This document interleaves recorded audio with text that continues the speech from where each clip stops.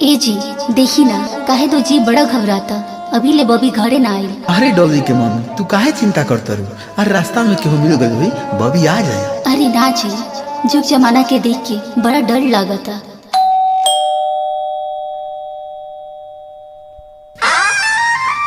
अरे बेटी कहाँ लेट हो गई है? मम्मी कहाँ नो? डॉली का बात बा बेटा, बतावा का भइल बा? तू काहे इतना उदास बारू बेटा? बोला का भइल?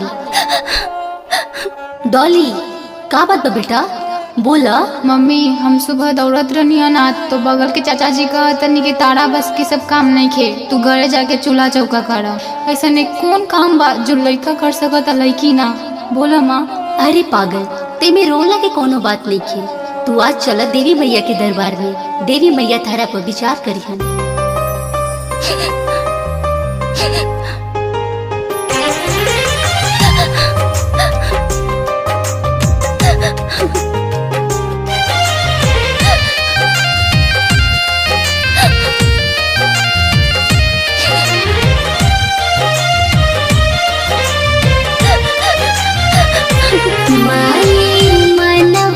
कराना विचार हो, काहे बेटियन पे होता अत्याचार हो। हे माई विचार करो। माई मनवा में कराना विचार हो, काहे बेटियन पे होता अत्याचार हो।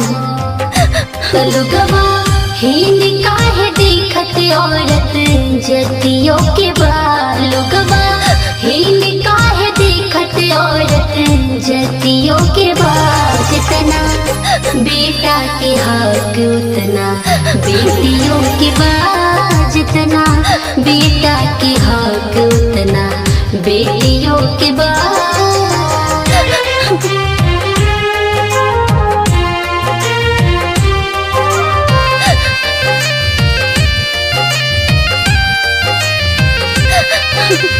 म्यूजिक बाय प्रिंस पवन।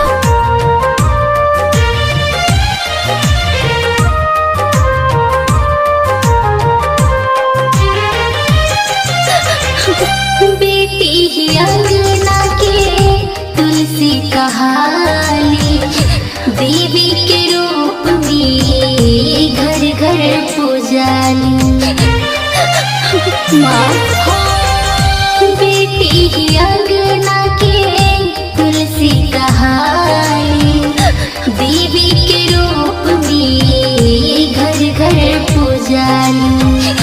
तो लोगवा तब काहे दबत इनके नरकियों के बाल, लोगवा तब काहे दबत इनके नरकियों के बाल। जितना बेटा के हक उतना बेटियों के बाद, जितना बेटा के हक उतना बेटियों के बाद।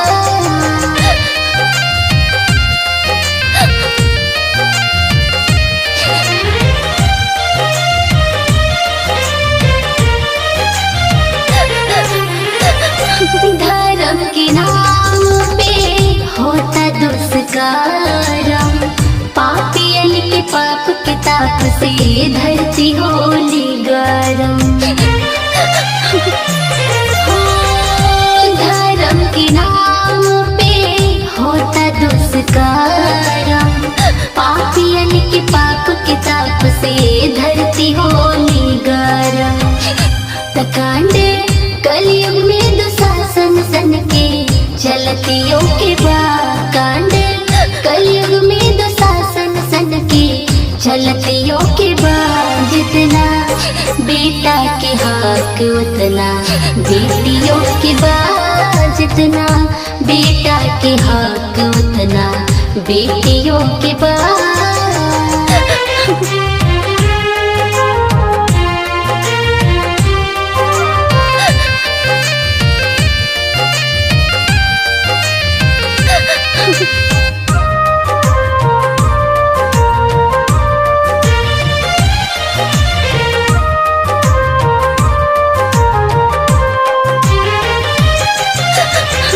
काहे गोबला के लिहल जाता जनवा, तो तोहरा से पूछे मैया प्रिंस पवनवा